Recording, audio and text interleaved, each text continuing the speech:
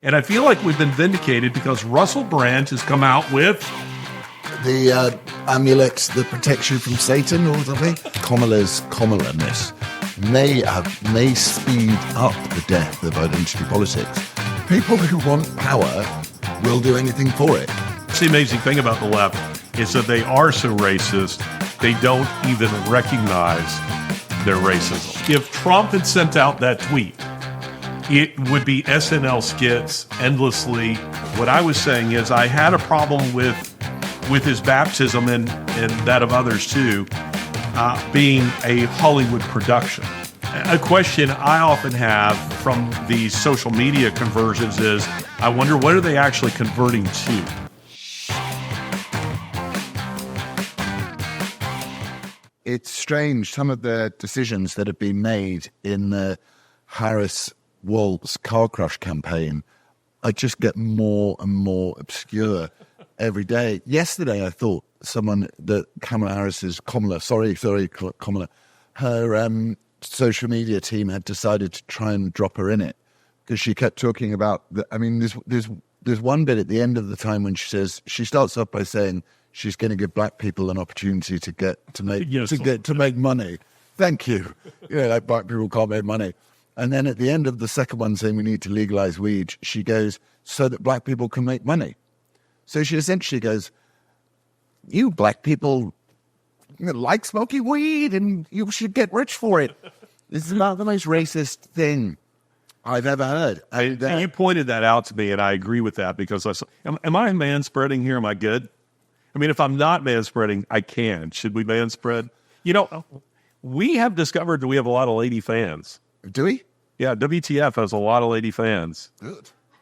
We did it. Married. So I don't know if that means we should or we shouldn't man-spread, but the fact of the matter is WTF has a growing female fan base. You showed me that graphic, Kamala Harris, and that her team has put out. She tweeted, and I thought, this is so racist and so condescending. If Trump had sent out a tweet that said, to appeal to you black men, we're going to let you smoke weed and we're going to give you free money, which is basically what she said. Yeah. You can well imagine that the response would have been, Trump just assumes all black men smoke weed and are jobless. That's exactly what they did. This is what she tweet. says. It looks like such desperation. This is her actual words. Legalize recreational marijuana and create opportunities for black Americans to succeed in this new industry. She literally says it. It's funny. And it comes off the back. It comes off the back of record low black men wanting to vote Democrat. Because I think, and I'm convinced actually now, that the ghost, it's not, ghosts don't come home to roost, do they? The chicken, he is a chicken. The chicken that is Barack Obama has come home to roost. He's like,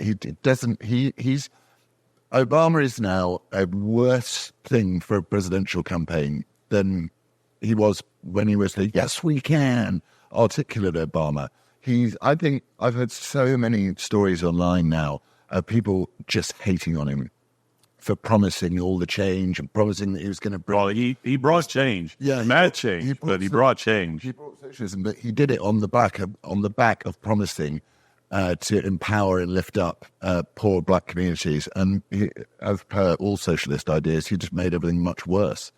And I think that Kamalaness may speed up the death of identity politics, because to sit there and be openly racist and to the own voter base, to sit there and go to the people she's aiming, she doesn't think she's being racist in the first place. She thinks she's being... Well, that's the amazing thing about the left, is that they are so racist, they don't even recognize their racism. I mean, it's incredible. Again, if Trump had sent out that tweet, it would be SNL skits endlessly, that he's a country club white man who has no idea what black people are like and just assumes they're all jobless and smoking weed.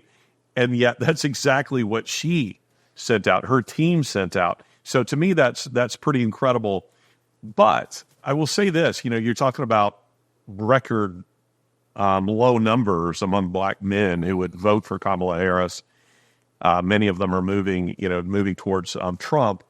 The black men that I have talked to, friends of mine, as it relates to this issue, they will tell you something interesting. They will say that a lot of black men will vote for Trump and are moving towards Trump, but that black women are immovable. Yeah. And they will say they're actually will be very quiet to say anything about their own political inclinations in the presence of black women, because it will just lead to conflict. And I found that fascinating, because as crazy as we know and stupid, I mean, I'm not saying this to be mean, Kamala Harris is genuinely dumb. She makes Biden look articulate and well put together. Even in his... It's quite an achievement. Yes, even in his dementia stage, he looks like a rocket scientist compared to her. I mean, he is genuinely an idiot. She's so... I mean, I've been listening to her speaking, and it doesn't make any sense. And she says... I remember years ago, Dan Quayle, who was vice president of the United States under George Herbert Walker Bush, the left dogged him endlessly and always portrayed him as an idiot, as what Kamala Harris genuinely is, and Dan Quayle genuinely was not. But sitting in front of a schoolroom full of children, he had written on a chalkboard the word potato and had misspelled it. And so they were like, aha, here he is. He's so stupid because he can't spell the word potato. I find that interesting, because here we are, 35, 40 years later, and yet they have, first of all, a president who, where is he? And when we do see him, he's shaking hands with invisible people and wandering off. Or endorsing Trump. Him wearing the MAGA hat was the ultimate troll of Kamala Harris. But and also he did the thing on DeSantis, didn't he? Yes, he did. He said he thought DeSantis was doing a great job when... he is trying to... I think he is. Do you think he's trying to sink her? Yeah. I mean, do you think he has his wits about him enough? He's a strange one, because I suppose it's like, you've seen that video of that 90-year-old ballerina who's collapsed in the chair, and they start playing Swan Lake, and her arms start moving in the beautiful, graceful way that she performed all those years ago. I think sort of political acumen and backstabbing will probably be the last thing that goes from that deranged old mind. So he still knows... I've been done over.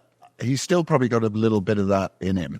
It's, again, the problem with Biden, actually, and it is... So being mean, what you're saying is that Biden's venality is the last thing that'll leave him, because everything else is gone, but he can't help, even in his declining stage, to be the mean...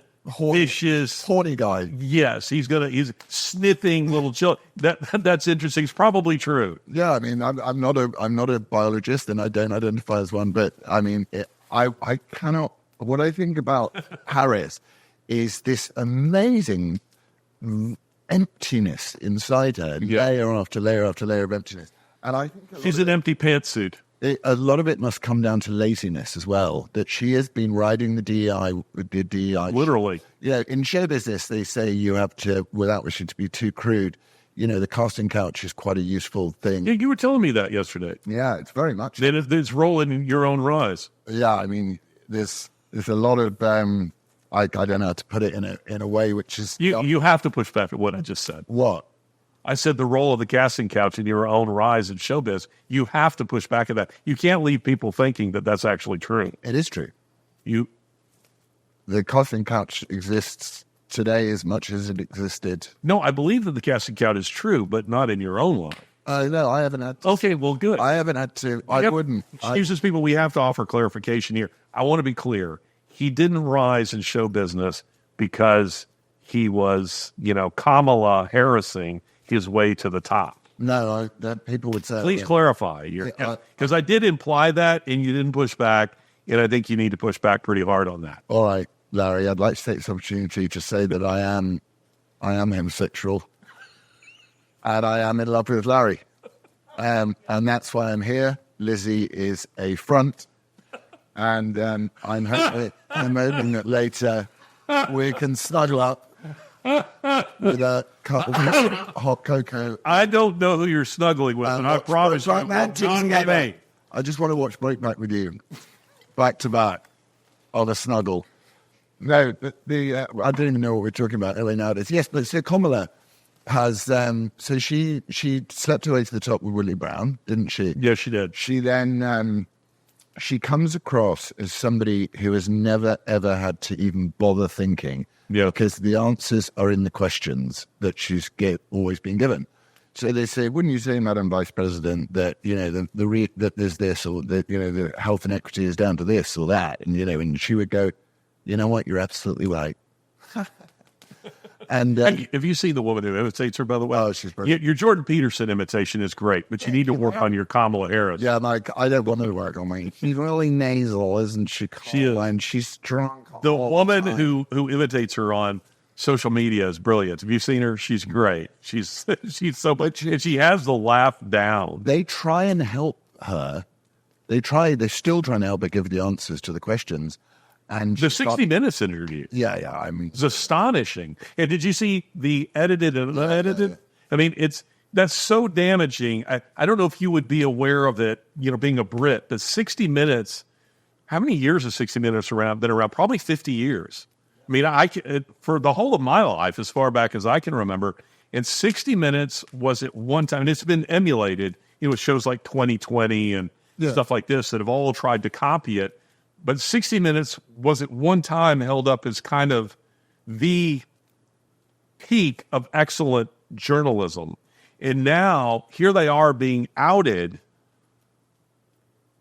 as rigging the episode. And not releasing the transcript and all of that stuff. But that plays directly into this is how fragile the modern woke mind is. They will just say, you're bullying her. You know, same as the plagiarism. They will just say, you know, you're bullying her. She's a woman of color. She's, you know, blah, blah, blah, blah. And it's so boring because actually the most important thing for a leader is to know what they think about any topic that you confront them with, be it of what their foreign policy is, what the border is. You know, do you remember early on? And this whole idea that she goes, you know, with that deranged woman who's married to Waltz, who opened the windows and smelt the fires in Minneapolis. Yeah. I was like, yes, racial justice. And it is really a thing with their eyes. A lot of these people, their eyes. I mean, turn the page. I mean, it does raise interesting questions about demonic possession because these people, their eyes glitches. It's weird. People will know. Some people will know about the glitches. It's got that far on the internet now that people are saying that their eyes go sideways and glitch into little serpent's eyes. And they're lizard people or something like that. It's quite a sort of anyway. There's 60 Minutes. The point of the 60 Minutes thing, and hearing now that Trump is going to go on Rogan and she's going to go on Fox News with Bret Baier. But it's fascinating to think that this will be the last presidential election. Hopefully it'll win. I mean, if Harris wins, it'll be the last presidential election ever. Yeah. But if Trump wins, it'll be the last presidential election where the mainstream media matter at all. Yeah. Because if Trump does Rogan, and he can sit there for 3 hours, and he will come across as what he is. He's got a lot of faults, and he's, you know, but he's genuine. Yeah, he's quite transparent. He's affable and he's kind. He may be a bit of a sardonic bully some of the time, but he's actually quite kind. Whereas if you put Harris on Joe Rogan, I think Joe Rogan would struggle to get 40 minutes out of her. Just asking her questions, because she has to go, what has been unburdened by what can be. With that hand. Well, she has stock phrases, doesn't she? It's like she has stock phrases. I'd mentioned on my show, Ideas Have Consequences, that King George II of England, the Hanoverian king, that it's alleged that he only learned a few English phrases. He didn't like England, didn't want to be there, was coronated, and then immediately left the country because he didn't like England, didn't want to be there. And a phrase that he learned, which if you think about it is actually quite brilliant, is it possible? And if you think about it, it can be applied to anything. Yeah. We're having dinner tonight. Is it possible? The peasants are rebelling. Is it possible? You have an ingrown toenail. Is it possible? I mean, it can be applied to anything. And I thought, this is Kamala Harris. This is who she is. She has stock phrases that she uses again and again and again that are all empty. They mean nothing, but they can be applied to any question. But she does have underneath it all the difficulty that I find with her is, other than the fact that she's just a bad actress, is that she does have an ideology. The reason why she's such a bad actress is because she's desperately trying to cover it up. The ideology is an equity ideology, isn't it? Which is pure communism. I don't think it's her ideology or her ideology, as we say on Ideas Have Consequences. And we kind of touched on this in the previous episode. I think she is where you began, which is an empty suit. Other people, you said to me at one time, which I thought was very interesting. You were talking about the profession of acting, and that there are some people who play a role who really think they are the role, and that you have to remind them, you do understand that that guy over there wrote all the lines that you're saying. Yeah, but you're not that. And that seems to be who she is, that she's completely vacuous. She is, as you said, empty, and that there are others, somebody else is writing the script, and she would say anything. She would be ready to churn out pro-capitalist phrases or patriotic phrases or Marx. Doesn't matter. She's empty. She's an actress. Do you know what she is? She's Will Ferrell from Anchorman. That's what she is. She is like, I'm kind of a big deal. Go fuck yourself, San Diego. He'll say anything you put on the teleprompter. I forgot that. And it's kind of that. She's sort of Will Ferrell. Yeah, that's an excellent comparison. But it's amazing that 115 million Democrats in America are sitting there going, what's the best we got here? And the look of despondency on Obama's face when he was telling off the black guys for not voting for an Indian woman. It was just astonishing. He was married to a white guy. And then one of these guys... And he himself doesn't really associate with black people anyway. Yeah. Because he doesn't, as Dinesh D'Souza pointed out, I remember him sitting on my couch and laying out for me a book that became a bestseller called The Roots of Obama's Rage. And he was asking me to punch holes in the thesis. And the thesis of the book, which was published in 2008, is Obama had just been elected. And he's pointed out, which I thought was brilliant on his part, but Dinesh pointed out that Obama doesn't identify with the black narrative in America. That's not his narrative. That's not his story. He doesn't have ancestors who were slaves in the United States. None of that stuff matters to him. That's not who he is, but he's willing to co-opt it in order to gain power. And that's what these people are about, is power. And so every 4 years he shows up in black communities that he otherwise doesn't care anything about and pretends to be one of them. And I thought that video of him, have you seen the one of Clinton now? And I watched it very carefully to see if it was lip-synced, edited, but it isn't. Like, it was this AI, changing what he really said, but it's Clinton wearing a camo baseball cap.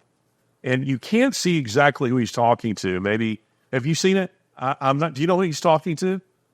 He's talking to a small crowd in Georgia. Okay, so here he is in Georgia, and he's telling them, he's saying the quiet part out loud. Do you know the video about where he's saying that, that immigrants are coming into the United States, and the idea is essentially to replace white people. But he also, it feels like he's trying to sink Kamala Harris because he admits that the Laken Riley murder was caused by an illegal. And he says that guy should have been in the country unless he is a legal. We need legal immigrants who've been properly vetted to come into the U.S., which is exactly the opposite of what Democrats have been doing.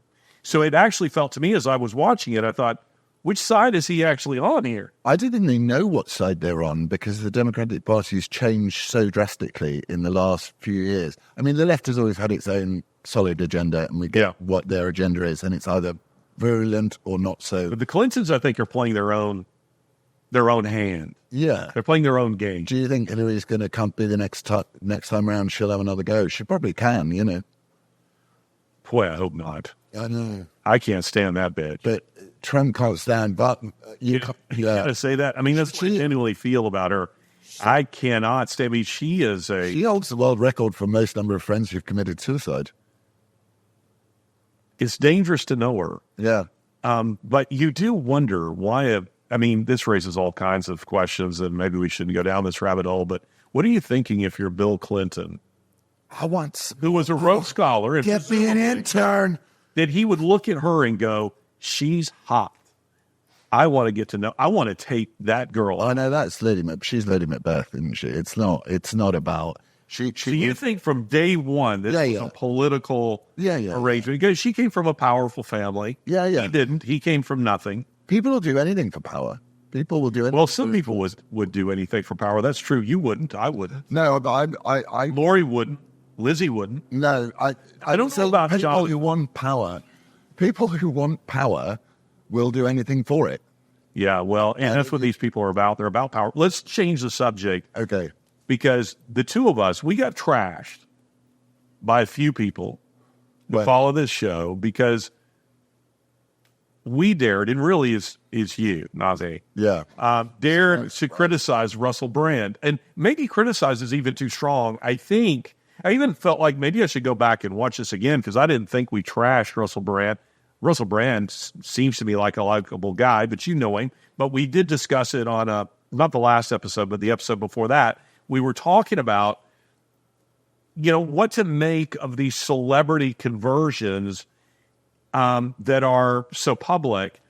And I should clarify something because some people questioned, rightly, I maybe should have been clearer. They're saying, Larry, you're wrong. A profession of faith, a baptism should be a public thing.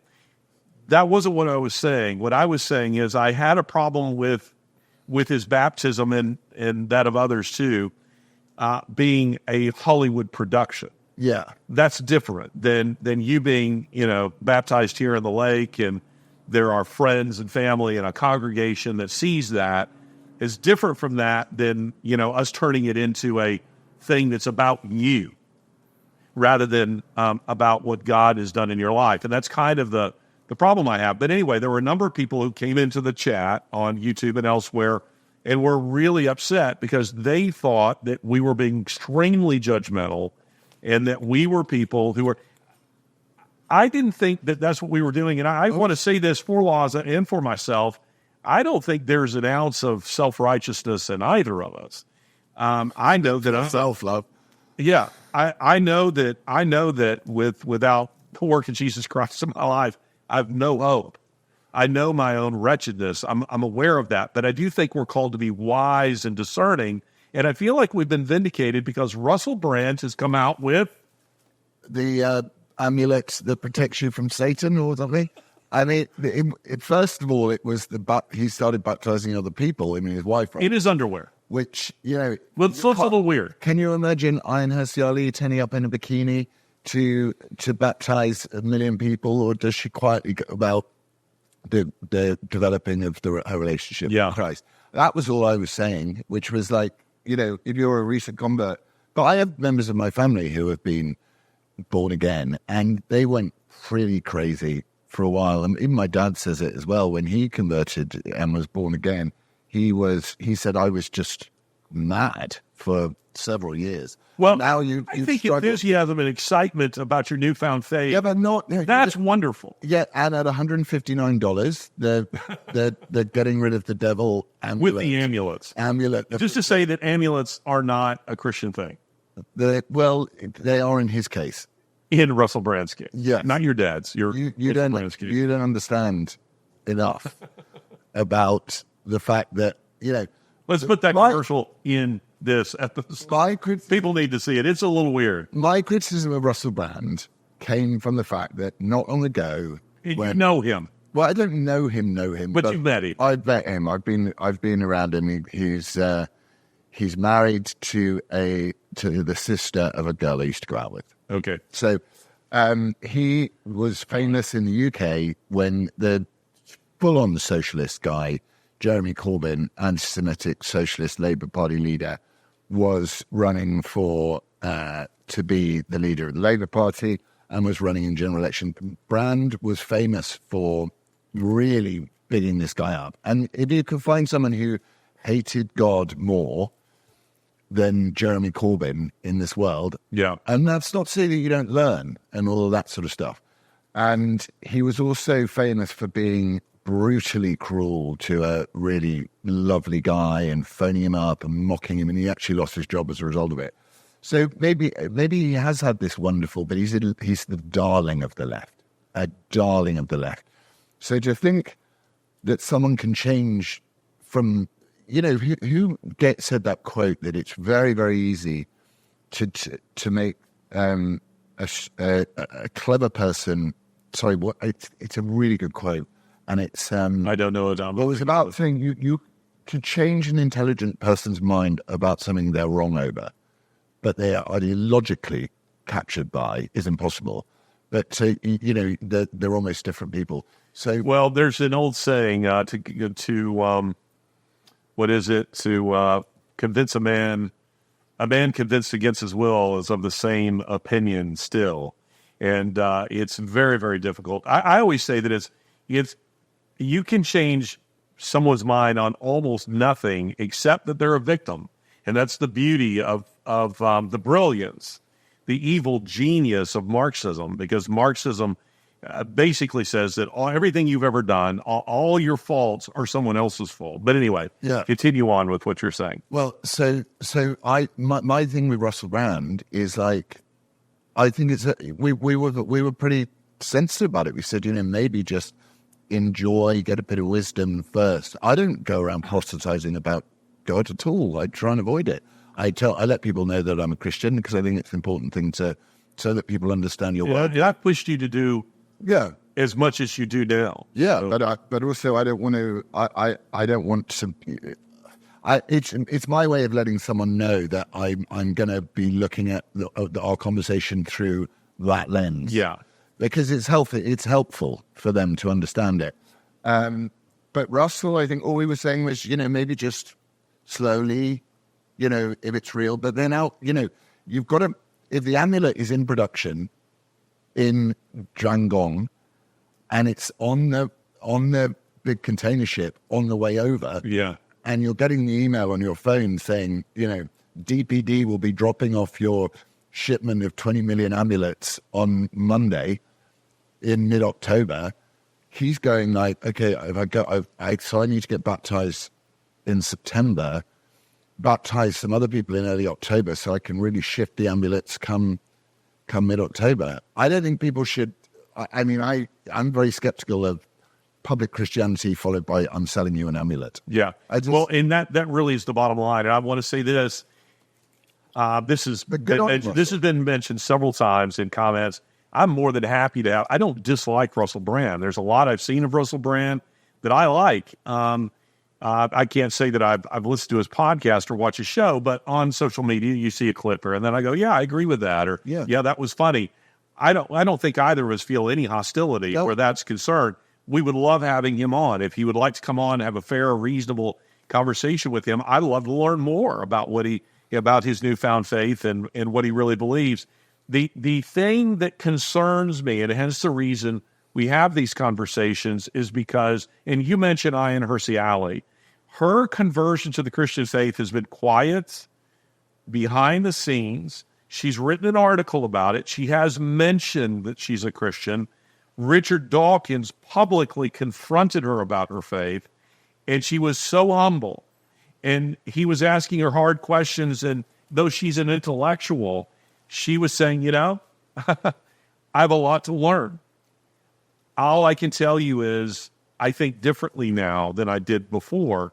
And she's not offering any Bible study series. There are no amulets, no crucifixes that she's selling. That to me is what the conversion of a kind of a celebrity, a healthy conversion looks like. I'm sure that her baptism was public in the sense that it took place before a congregation. What What we're expressing concern over is that there are those who are, to your point, they're immediately commercializing their faith, and that they're individuals who are in highly secular societies like, say, Britain or Canada, in the case of Jordan Peterson, who have detected there is an enormous evangelical population in America that's ready to spend money. I think that I'll do the, Russell Brand, amulet. I think I'll do the Jordan B. Peterson Bible study series. That to me looks suspicious, and it doesn't mean that it's all of it's wrong. It just simply means that it's something to be careful of, and also because I, as a Christian, believe that someone like that, who can approximate aspects of the Christian faith where, say, 10% of it is, say, really wrong, can do far more damage to the Christian faith than Richard Dawkins can. Because there is at least an integrity with a Dawkins, or my late friend Christopher Hitchens, or Daniel Dennett, or some of the others. They will just come right out and say, well, I know I don't believe the Bible. I haven't really read it. I don't believe any of that nonsense. Versus someone who kind of puts an arm around your shoulder and says, yeah, I believe it. I'm one of you. But, and then begins to take you just have somewhere other than what the text actually says. That makes me nervous. You should have a natural caution about anybody. And just because someone says they're a Christian doesn't mean you should believe them. Just claiming the name. I mean, Jesus himself said in the upper room, John 16, 2 and 3, people will say this all the time. Well, what about the Crusades? Christians going around doing all these things, killing people. Jesus said, there will be those who will kill and say that they do it in my name. I mean, he predicted that would happen. So just because someone does something and claims that they're a Christian, to your point, doesn't mean that they're a Christian. And on the other hand, I should also say this. Being a Christian, I can do some pretty awful things still. It doesn't mean that I'm immune to my own sin nature. It doesn't mean that I become better than other people. Not at all. I mean, if anything that the Bible teaches us is the pantheon, if I may use, it's a pagan term, but if I may use that term, the Hall of Fame in Hebrews lists all these individuals who are great men of faith, and you could go down the list and go, that guy murdered somebody, this guy right here was an adulterer, this guy right here was a liar, and yet God redeemed them and did great things through them. So there you have it. There's also a modern thing of the zeitgeist, isn't there? That there is, they even... I love that word, zeitgeist. Yeah, the funky zeit from Bruno I prefer, but it's, anyway, it's the zeitgeist, you're right, is that even Dawkins has acknowledged that... Ranger, by the way.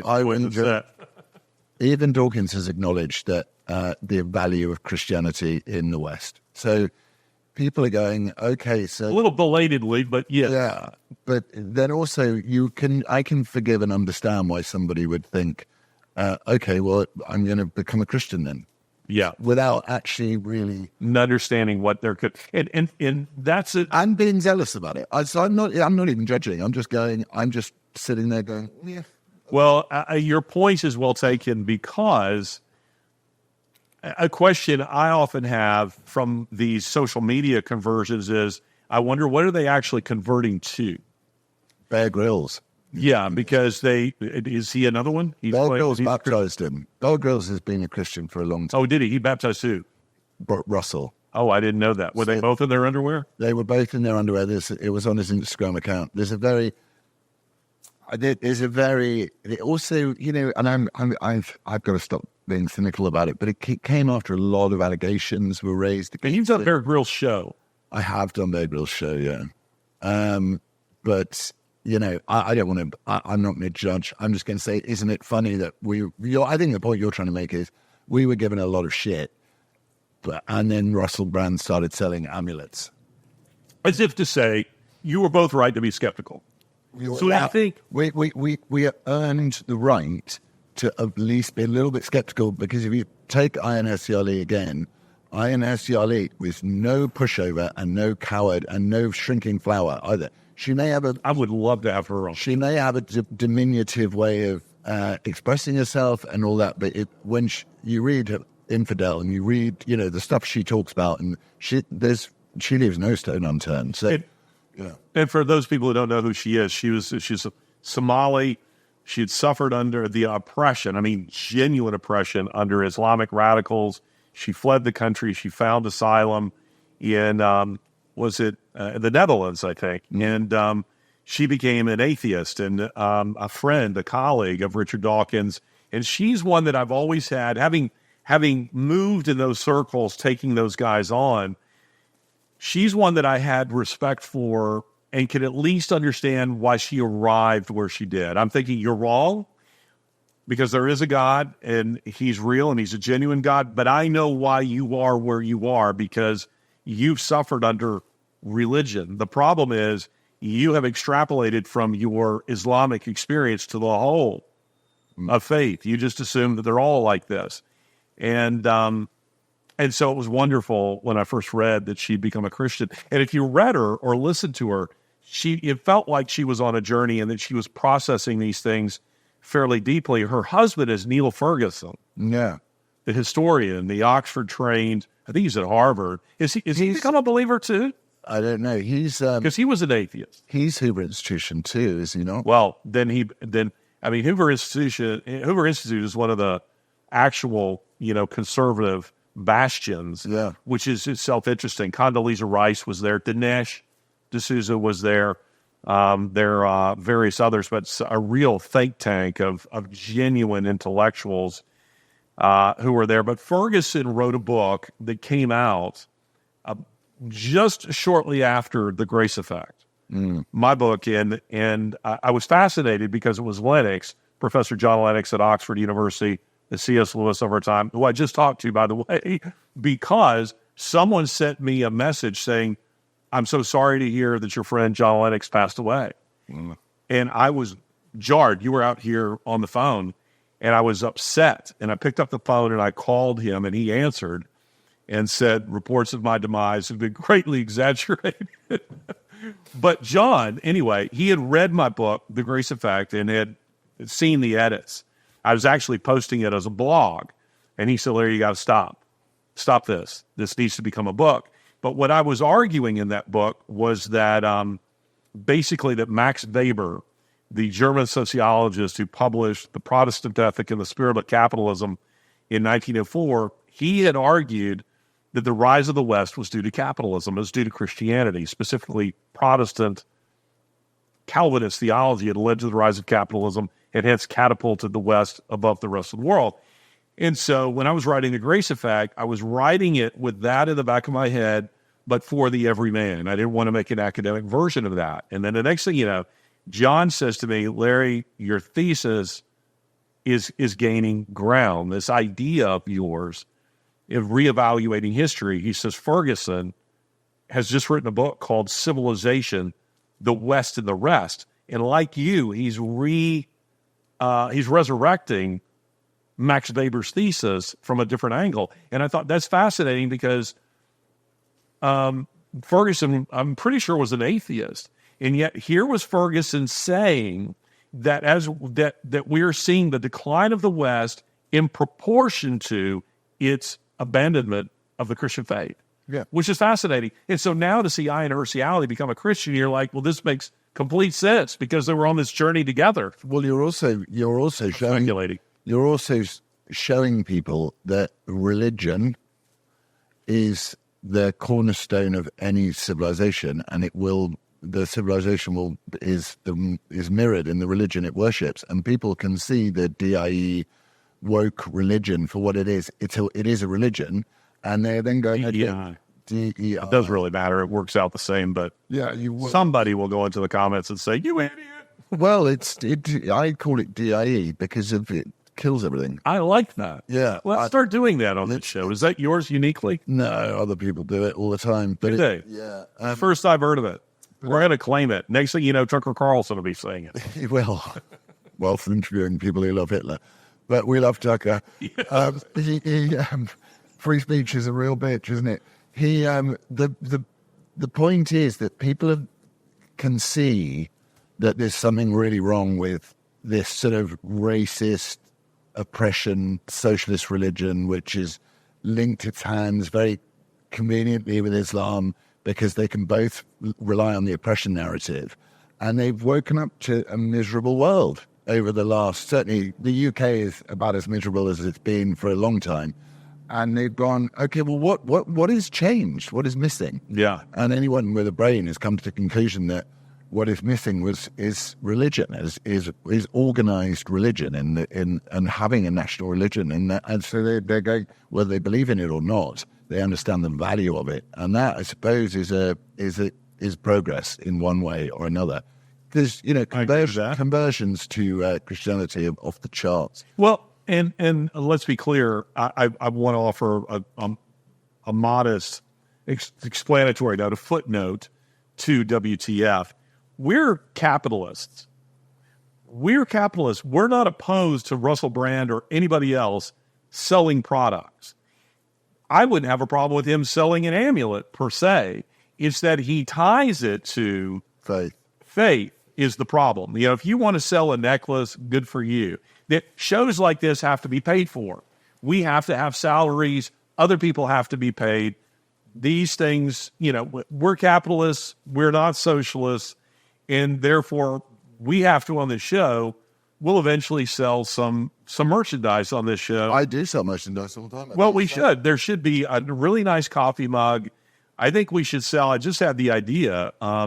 What if we sold over-under shotguns that had WTF on the side? That would unnerve people if you show up in the field with a gun that says WTF we could call it, on the side of it. We could sell, and also if we were good, we could sell the little rubber bumper shoulder protector. We could call it the Waltz.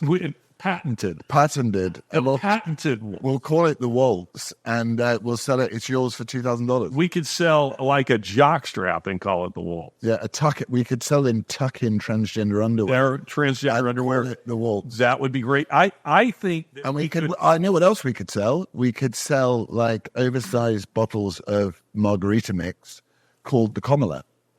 That would be perfect. And it can say underneath, drink served cold, drink at any time of day, preferably starting early in the morning. On your knees. And not having a break. The reason we call the show WTF is, first of all, just to be a little bit cheeky and to give a crude term a really meaningful, a profound meaning, actually. To employ WTF now has a degree of profundity because the term is being redefined globally. Because now when people say WTF, people go, World of Taunton and Fox. And they have to then clarify and say, no, I actually mean, what the fuck? I actually mean something else other than that. But it's because the world of Taunton and Fox, or the world according to Taunton and Fox, is too long. But a shotgun barrel, we could get the full name of the show. Yeah. The world according to Taunton and Fox, all the way down the barrel of the gun. Yeah. Would be great. And I think that I think we should the start. world of Taunton and Fox is like a gun. It is a gun. It's shooting truth bullets straight to your heart. And we can't even high-five each other. I gotta get. Do it one more time. Give people the impression that we're drunk here. Yeah. And, I need to get drunk to celebrate my legal news. Yeah, I want to hear about that. Can we talk about that on the show or no? Yeah, why not? Well, before we get to that, what other merchandise should we have? So shotguns, we could have a patented Waltz poppers. Yeah, we should have a recoil pads. Recoil pads. What's the name? Patented Waltz tampons. Yes, Waltz tampons. That we put in the boys' rooms. A arsonist's kit for police stations. That would be great. The WTF arsonist starter kit. Smells like burning tires. Yeah. What about shot glasses? Yeah, shot glasses. Shot glasses. But speaking seriously for just a second, what real merchandise should we have? Cigars? Should we have cigars that say WTF on the band? Yeah, we should.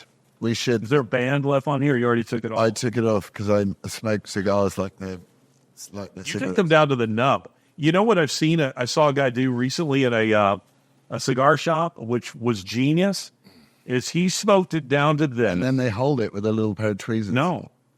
He pulled out a pipe and put it into the pipe and smoked it in the pipe. I like the sound of this guy. It was genius, actually. Yeah. And he would get it down to, nothing.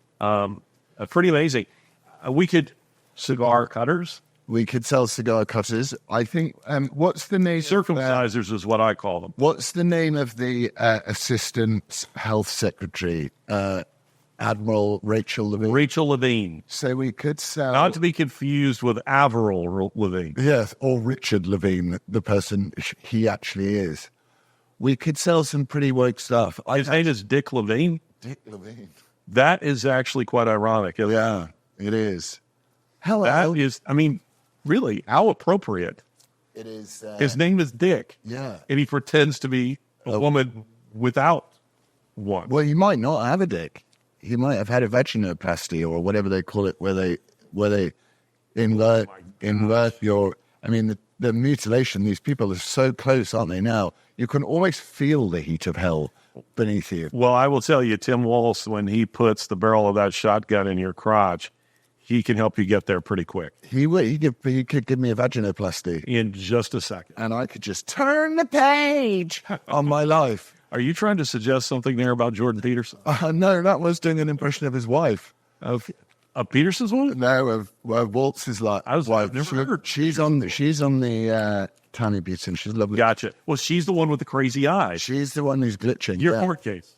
Okay, yeah. Give me the news. This is new to me. This is breaking news. WTF. It is actually breaking news. It is, because I've not heard it. So I was in here trying to find out if John Lennox was dead, and you were out here on the phone all morning long. I was on the phone to my lawyers this morning. As some of you will know and some of you won't know, I was Sainsbury's, the supermarket, during Black History Month. Oh, hell, it's still Black History Month, right?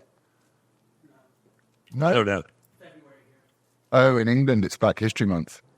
We have like Black History Year. Say three Malcolm X's. Transgender Year. Say 3 Malcolm X's and 5 Martin Luther Kings, and you can be forgiven. Anyway, in Black History Month, Sainsbury's tweeted that after George Floyd died in America, thousands of miles away from Sainsbury's, which is like a sort of mid-level supermarket in England, that they were going to provide some safe spaces for their black employees in light of what happened to George Floyd. And I tweeted at them, why are they in danger in Sainsbury's, which they didn't like. And they said something like, anyone who doesn't want to shop at an inclusive retailer can shop elsewhere. And I said, you're creating safe spaces for black employees is proto-segregationism, and that's racist, and you shouldn't do that during Black History Month. Anyway, I was then called a racist by people, one of whom was an actress, a pretty shitty actress, to be fair. What's her name? Nicola Thorpe. Hi, Nicola. Hope you haven't spent all Let of me your look money. her up, because I've never heard of her. Yeah. Nicola? How do you spell the name? She was in Casualty or something. She was a nobody, but she became a big online activist, and she said anyone who hires Laurence Fox does so in the knowledge he's unequivocally, unashamedly, and unapologetically a racist, right? So then these people called me a racist. One of whom was a drag queen, and one of whom ran a Stonewall, the charity that now likes to promote the chopping off of children's dicks. Anyway, I didn't know who these people were, but they had big followings. So I responded with, anyone who hires Nicola Thorpe does so in the knowledge she's unequivocally, unashamedly, and unapologetically a paedophile. So I just switched it on them. Anyway, I was sued. By her. By all three of them. All three of them. And hers was thrown out because it was so obviously a rhetorical device. But it was a rhetorical device for everybody. And then we went to a full trial. We left the trial, and I spent 3.5 days in the box trying to have people say why I was a racist. And I'm sat there going, I just don't think like that. I'm a content, a character person, I don't. Also, we've got very confused during this trial about what a racist is, because the definition has changed so much. It's like, if you don't agree with someone, you're a racist. Anyway, it didn't go well for me in the end. It turned out that they'd suffered extremely serious harm, and they were awarded £90,000, I think, each, which is what you get for losing a leg in an industrial accident or losing an eye in the UK. Despite the fact that the guy all of them got promoted. Every one of them has been promoted, and I lost my acting career overnight, an entire career overnight. So that's why I wanted to take it. Anyway, the trial didn't go very well, and I thought, there's something wrong here. There's something really wrong. And then I read the judgment, and I went, this is heavily politically biased. So I spoke to my lawyers, and I said, we've got to appeal this. And they were like, yeah, we do, because it's dreadful. The judgment is dreadful, because it left me in a position of being not even... I was a complete second-class citizen. You could say whatever you wanted to me. I could never be libeled. And people did. They continued to do so.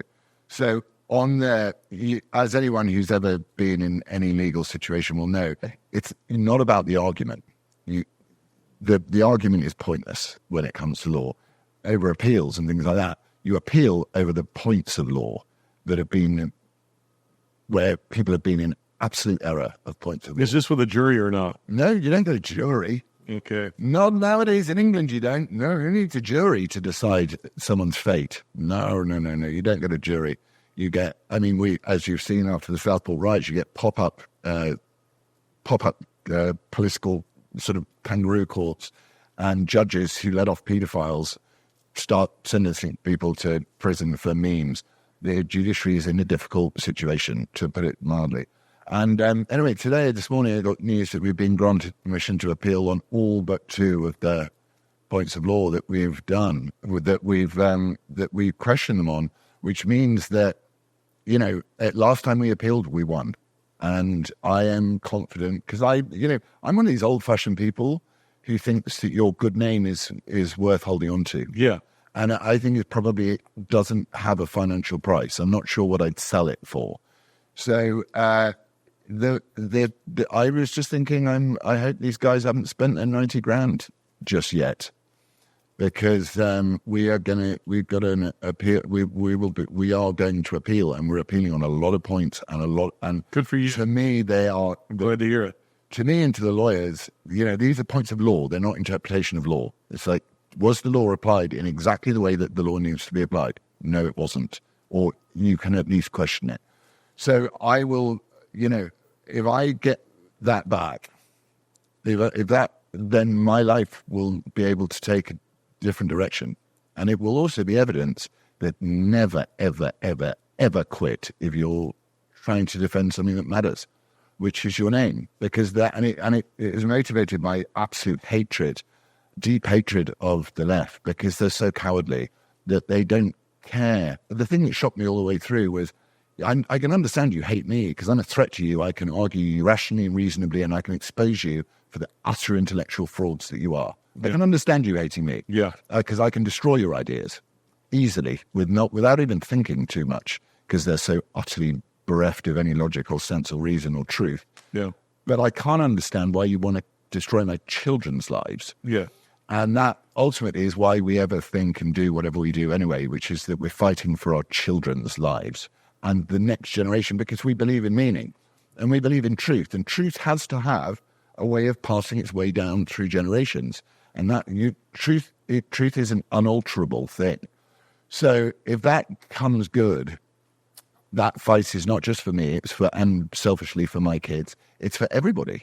It's like you will not have people come up to you, turn around and destroy your life at the click of a finger, and then have a judge completely ignore that side of the story. Because I said, you can't do that. She ignored. I was speaking to my agent. I was working. I think they went through it. They went through my earnings, my career earnings, all of this stuff. They went through it. And on the day it stopped was then when this woman who was an actress, albeit a terribly wooden minor actress, decided to go. I couldn't find her. Decided to go after me, and she spoke straight into my industry and said, "If you employ him, you're employing a racist." And they, people are cowardly in that way. They wouldn't go, "No, I know he's not." You think that it is? I'm sensing that at least corporate America, probably not Britain, but I sense that corporate America is ready to throw off ESG and DEI. You're seeing cracks in the dam here and there. And I think that if Trump takes office, I don't make this prediction, with great confidence, but I think there's reason to be hopeful that if Trump takes office, he will win. It's just a question of whether or not they actually announce it. Yeah. But he's going to win. He's going to actually win in a landslide, as he did in 2020. It's just that they may, say otherwise. But if Trump takes office, and there's a distinction between winning and actually taking office, I think you may see in this country a move to the right. See, I think that when Trump won in 2016, there wasn't a move to the right. There was actually a hard move to the left. Yeah. And by that, I'm not referring to the Trump administration or even. It was about him personally. Yeah. I'm saying that the institutions of America, the institutions of power, moved to the left. I mean, I was publishing with a lot of leftist, magazines. I was doing a lot of work for CNN, and that was because up to 2016, they at least wanted to appear to be a marketplace of ideas, and so they might say, "Hey, let's get Larry Taunton on here to argue this point, or to write an article for us on this," in which I loved because that's the audience I would want to be in front of, the people who don't agree with me. After 2016, it became almost impossible to do that, and that's because the institutions took a hard turn to the left. But I'm now sensing that we may see the institutions, meaning like even social media, like YouTube, begin to loosen the bonds of censorship, and corporate America beginning to go, we're getting rid of all this stuff. Are you sensing that? Yeah, well, Trump is nothing if not the most brilliant predictor, understander of problems and what needs to happen. He said very clearly he's getting rid of DEI. Now, getting rid of ESG is an entirely different ballgame. Yeah. Because ESG is, you're taking on the world. You're taking on Larry Fink. You're taking on the biggest corporations on earth. Now, whether they decide, who knows? But in England, certainly it's the other way. If Trump comes in America, the right in England will be emboldened to speak. We've got two candidates for the Tory leadership who are both right-wingers for the first time ever. Usually you get a wet and you get a right-winger, and the wet tends to do better because the Conservatives are in England, and here to a degree, MAGA is totally different from Republicanism. Yeah. So in England, the conservatism is just a blob. It incorporates anything. It's like gay marriage. Yeah, sure, let's do that. Totally unconservative policies that they're happy to adopt. But here we've actually got two right-wingers. And but DEI in the UK is now about to be instantiated in law. And we're going to have something called the Race Equality Act, which essentially just says if you're black, you can get away with anything. That's essentially what it's going to say. And if you're brown, you are oppressed. And that will happen if Democrats stay in power. Yeah, but they had the cover because they had Obama. They had the cover because the independent and the average person who votes because they feel obliged to out of duty thought that the system was functioning correctly with Obama. And his first term arguably was better covered, marriage between a man and a woman, all that sort of shit. It wasn't until he turned into, that could have been my son at Ferguson. It wasn't until he turned into that virulent, divisive, race-baiting socialist arsehole that people thought, oh, we don't have cover. Yeah. And then, so all of the systems around progressive thinking, which is, so much more dominant than conservative thinking, were able to pretend that they gave a shit about what you thought. But once they realized that the Obama agenda wasn't going to continue into the Hillary agenda, and that Trump was bringing in not only not republicanism, but he was bringing in individual liberty and the MAGA agenda, which was exactly what the Democrats should be doing and what Labour should be doing in the UK, which is representing the people that politics is meant to protect. That once that was done, the game was up. So they all had to come out. They're even trying it now. I mean, that the first embarrassing days of Kamala walking around, sort of talking about joy, and you're just like, this is, and she got $1 billion. She raised $1 billion.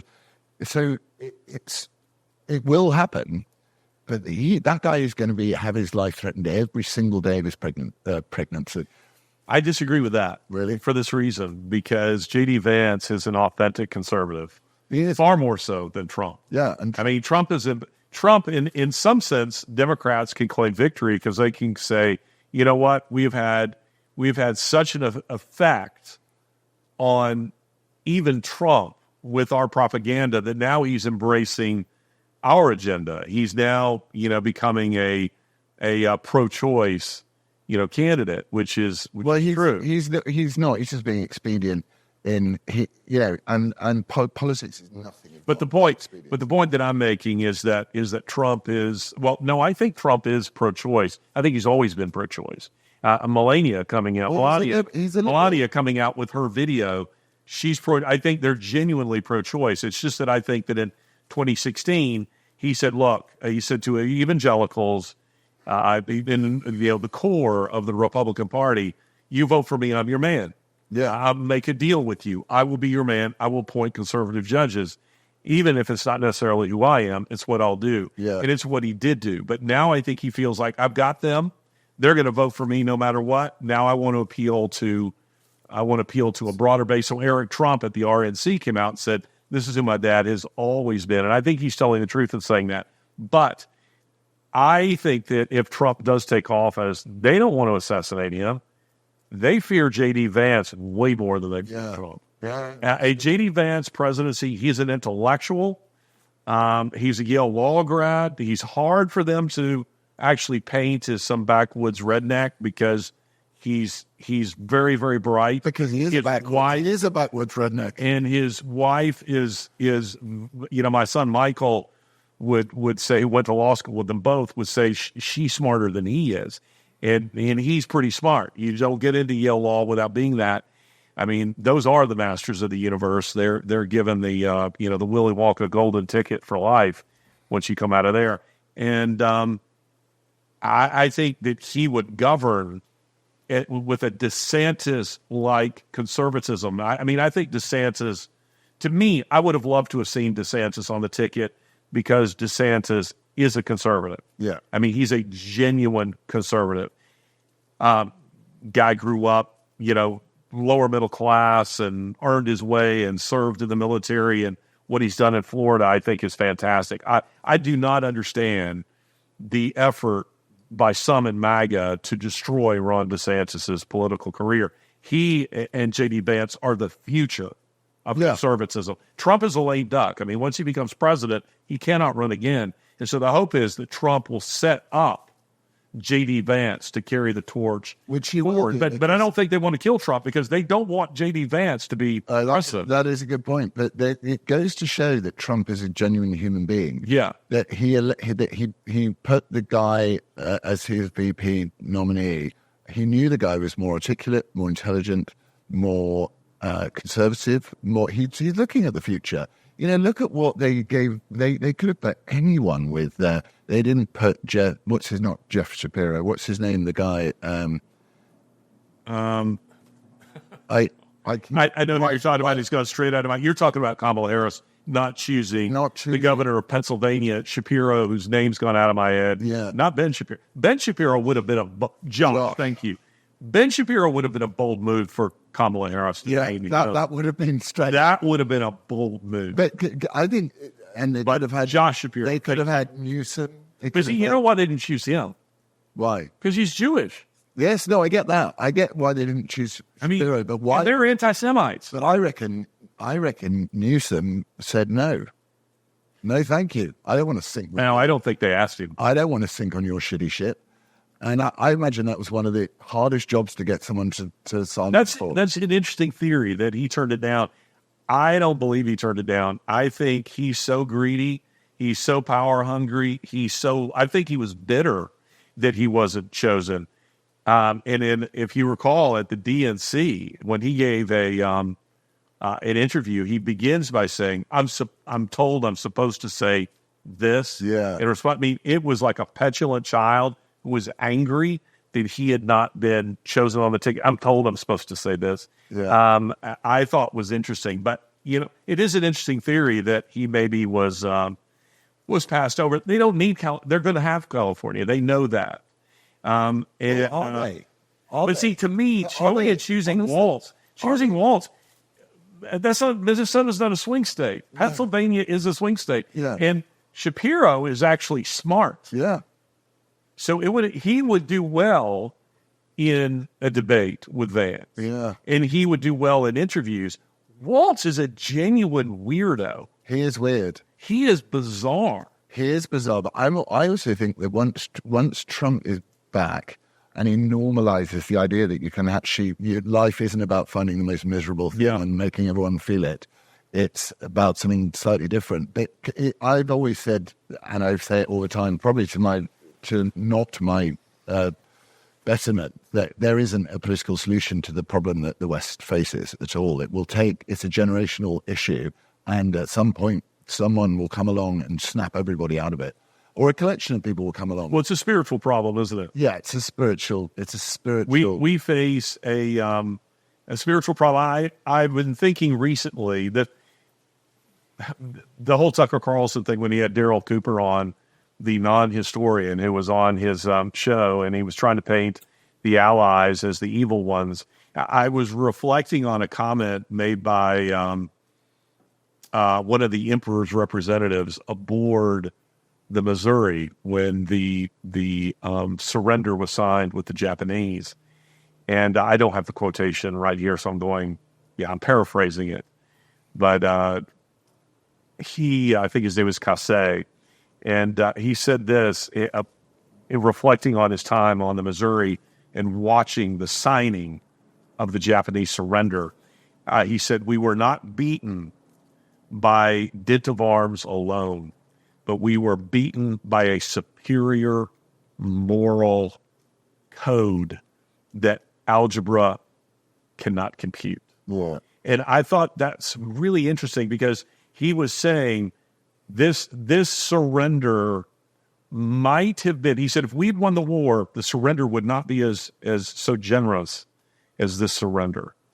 He said it would not have been like this. And he says, and here's the United States keeping its word and going to rebuild Japan and make us a better country than we were before. Which they didn't do with Hitler. Which they deliberately didn't do with Hitler, because they worked out, it's amazing that the reparations thing, how bad reparations are generally in any way, because the World War I situation, they were deliberately meaner in World War II, didn't they? They really went in and they took over. That's a nuanced question, because certainly in the case of the Soviets, the Soviet zone for sure.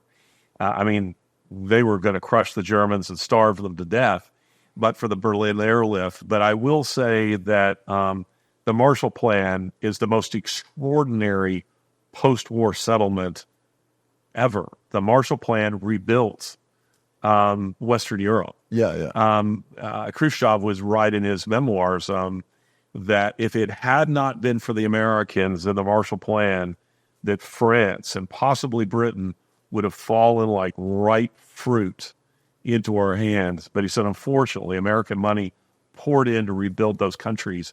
And that happened in Japan too. But the point I was making, the only reason I mentioned that quotation is because, to your point, that the West faces a spiritual crisis, Kase, in making that remark, was speaking of the fact that, you're saying pound for pound, Imperial Japan soldiers were as tough as anybody. They fought as well as anyone. But we lost on moral grounds. We lost on moral grounds. They held the moral high ground, and it led them ultimately to victory. And it became obvious in the post-war settlements that this was the case. And now we've lost our way. We face a spiritual crisis because we can no longer say that. And when I am in the third world, particularly, say, in the Islamic world, but people don't recognize that radical Islam does, is they point to the West and they go, look at this. Look at this man dressed in this Dick Levine. Well, a man dressed as a woman wearing a dress. He's an admiral. These are people who can't even tell the difference between a man and a woman, much less between right and wrong.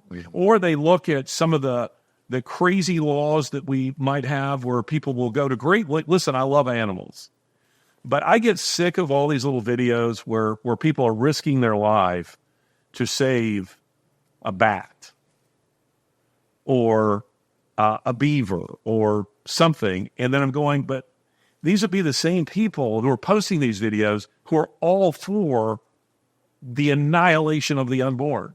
Yeah.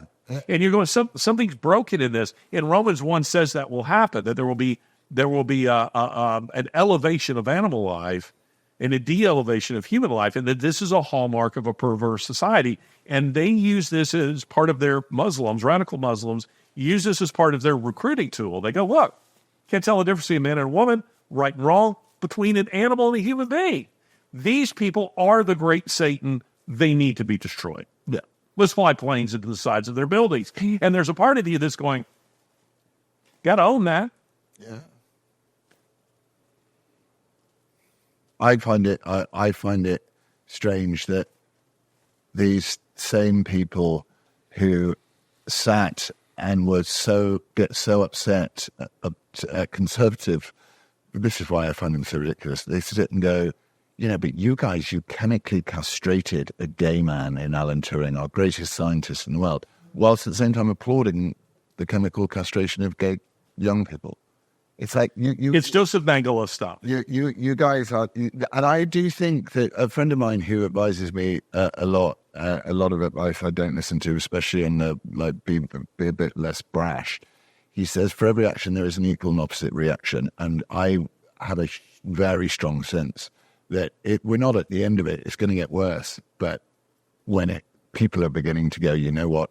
No, not anymore. I mean, the betting odds that we're seeing every day on social media are showing what, people are betting on. Yeah. Yeah, because people bet money, don't they? They actually cost them something. 58% is what I saw today. Yeah, it's like... At Vegas, we have had... Says Trump, 58%. We've had enough of puppets being led by darker forces that are unelected. Should we do a WTF wager? Should we start a gambling line on WTF? Yeah.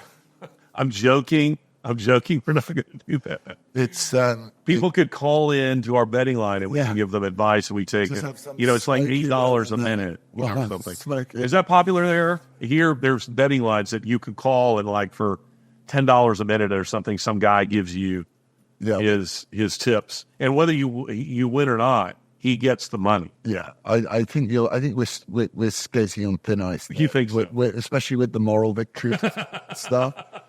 But yeah, you're right. You think we're okay with marketing shotguns? I think we're fine with shotguns and shotguns. Dick Levine. Where are you going to put your Dick Levine underwear for kids tucking underwear? I think. Maybe there could be some other good product. When we do our merchandise, I do genuinely want it to be quality merchandise. We're going to do a tote bag from our merchandise that goes from the river to the seaside, which is just going to be a beach bag. Like a real one. Yeah. And it's going to have... Canvas or leather? It's going to be canvas. Yeah, canvas would be good. Lighter. Lighter. Yeah, I like that. That's quality. Because what actually people need nowadays is the left have a million ways of showing how they're all in support of each other, Good T-shirts. They walk around with their little rainbow lanyards on. They paint the world, the pride flag. They've got so much good merch. We need... I'm starting to think about, what's that, is it Marcuse? Repressive tolerance. Marcuse. Is that it, Marcuse? I don't know. Anyway, the idea of repressive tolerance that, you have to, you make someone feel a certain way, and I want to do some repressive tolerance on the right. So with, in the UK, I want to do what Switzerland has done. And say, let's have a referendum on the burqa, on the bin liners that you make your women wear to stop men behaving like animals. What about a WTF burqa? Yes. We'd have lots of Muslim fans. That would be terrific. Well, I guess it's time for us to wrap up WTF. Yeah. Any closing comments or remarks? Inshallah, he will win. If God wills it, he will win. And if you're a God side, you will win. Yeah, and I think that my closing remarks... That's a betting tip for you right there. Pascal's wager, bet on God. Be brave. Be brave, speak your mind. I think we want to encourage people to be brave and to speak their mind. This has been another episode of WTF. We have to get ready because we're about to do a live WTF on YouTube. But join us again. It's been great. Laza, great to have you here on my porch. Let's have some fun this evening. Good to be here, sir.